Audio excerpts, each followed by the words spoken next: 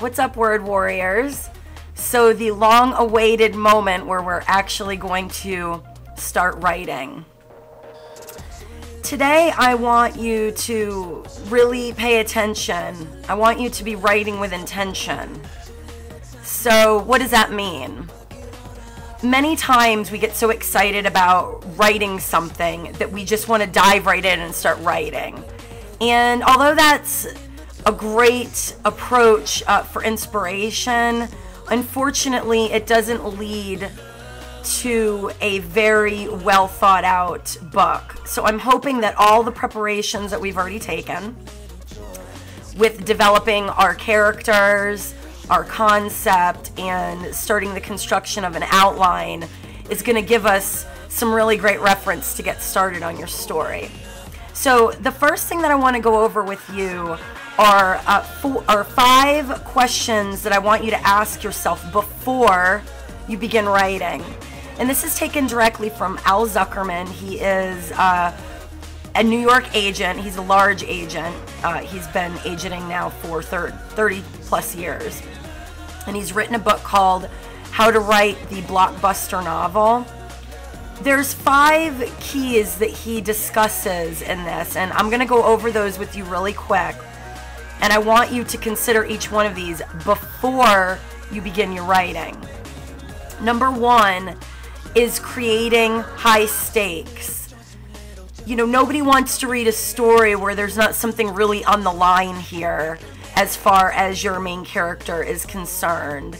So I want you to ask yourself that question. Does your concept involve a high stakes situation? If it doesn't, go ahead and think that through and come up with one. This is also going to fit into the timeline idea. You know, are we working with 24 hours? Are we working with 1 hour? Are we working with a year's worth of time? So these are all questions that you're going to want to ask yourself before you write that first sentence to your first chapter. Number 2, you want to create larger than life characters. It depends on the genre that you're writing in. Obviously, we can have a little bit more leeway if we're writing a fantasy sci-fi novel as opposed to a piece of realistic, just literary fiction. But either way, they can't just be ordinary people. There has to be something extraordinary about your characters for regular folk to be interested in reading about them. So you need to have, your characters need to have some larger than life personalities. So I want you to go back through your character development and make sure that you've done this and that you've accomplished this. The cast of your story really needs to stand out. Number 3 is, what's the dramatic question? You know, this is going to go with the you having high stakes. There needs to be some big looming question in each story that's going to need to get answered. Do you have your question figured out yet? Because this is also going to pertain to the overall message and concept of your story. If you don't have a dramatic question, you need to come up with one. Number 4 is a high concept. Please don't write another story about vampires. I beg you. I have picked up 10 different books this year that I got really jazzed about the opening. And as soon as they mentioned Werewolf or Vampire, you know where that book went? Back on the shelf. This has already been done, redone, and overdone to the point of nauseum, okay? This is not a high concept to me. I don't care how you twist it. Since the explosion of Twilight, been there, done that. It's the same with the wizard idea, okay? There's enough Harry Potter spin-offs at this point to make a reader go nuts. So please come up with something unique. Do not just redo an old concept. Use your imagination. Dig deep. I'm not saying you can't use elements of archetypes and fantasy genre ideas. But I am really going to encourage you to not play on something that's already been so overdone. So what is your high concept for your story? Number 5 is multiple points of view. If you're writing for young adults or children, it is not encouraged to write from a multi-point of view perspective. I actually made this mistake in my Red Velvet book. If you don't remember it, hold on, let me jog your memory. This version, remember the phone book? This version of my story, I wrote this from multiple perspectives, the evil character included.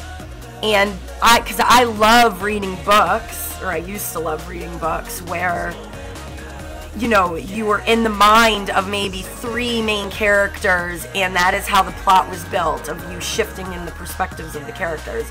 Well, I found out when I went to an SCBWI conference, after this book was already written and bound, that when you're writing for children or young adults, they really do not like you switching the perspective on them.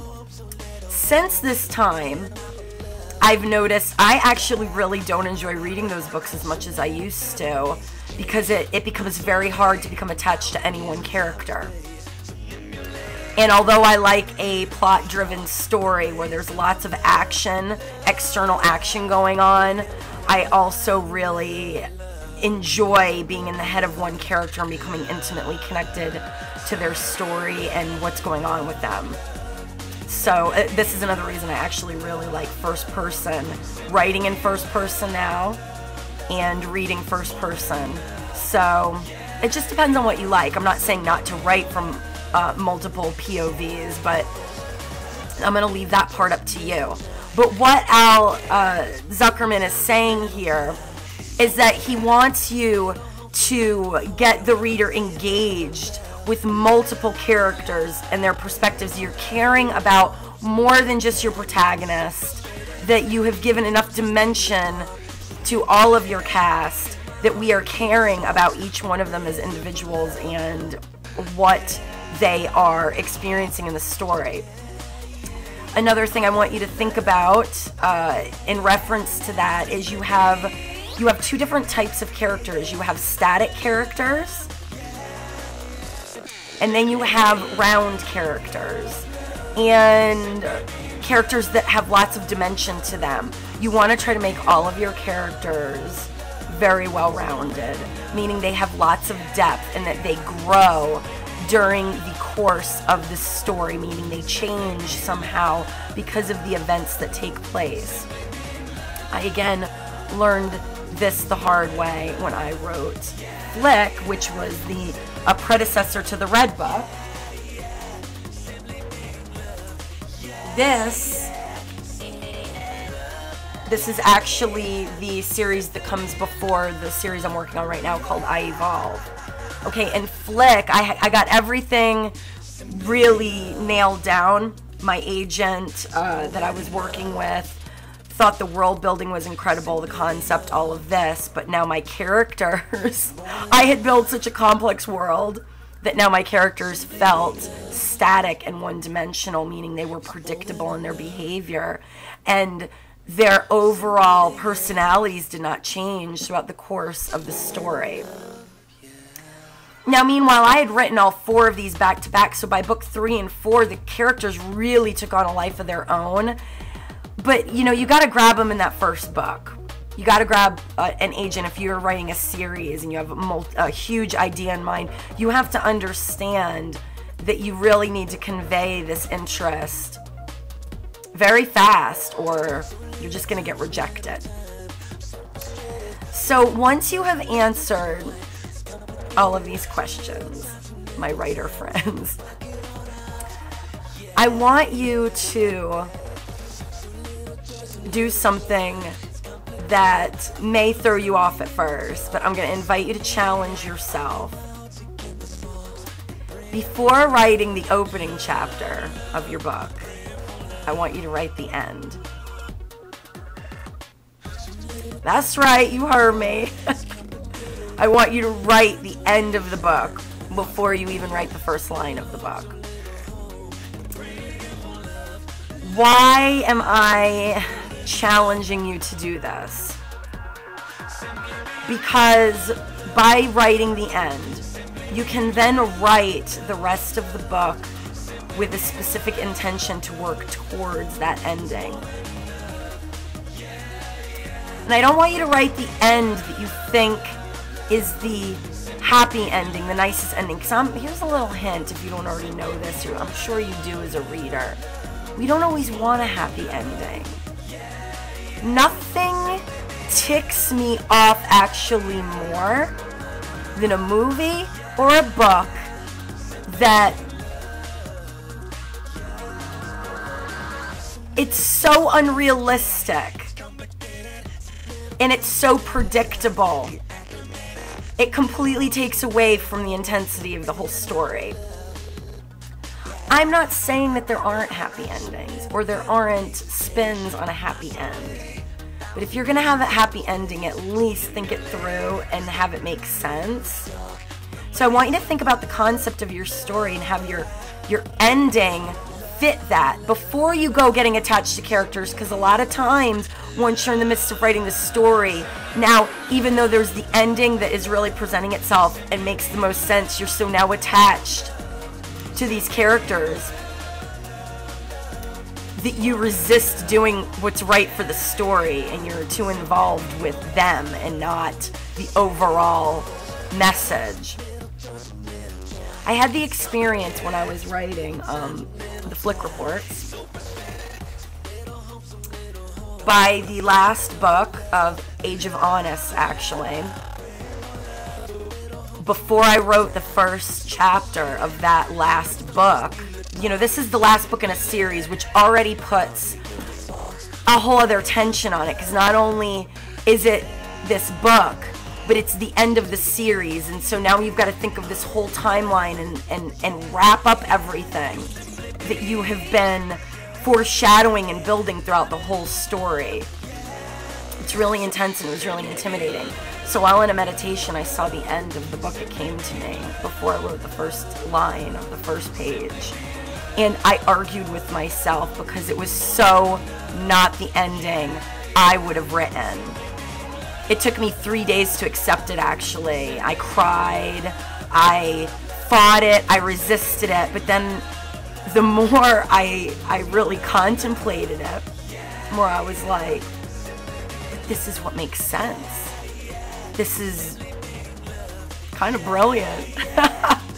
So I wrote the last chapter of the book before opening the book, and I will tell you,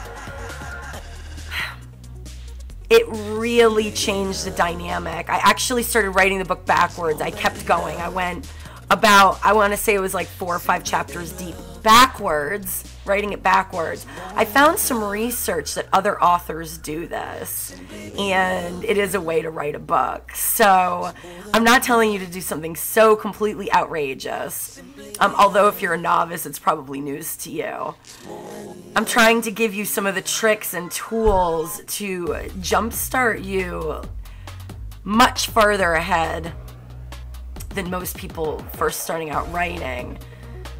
So I am challenging you to go ahead, get these questions answered, do any fine-tuning that you need to do, and then take this challenge and write the last chapter first.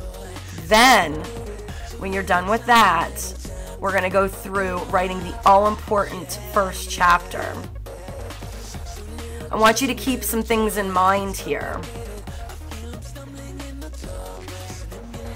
That first chapter should not have a bunch of expository writing, and backstory piled into it. From the first line, you really need to captivate the reader's attention, and it needs to be something very dramatic.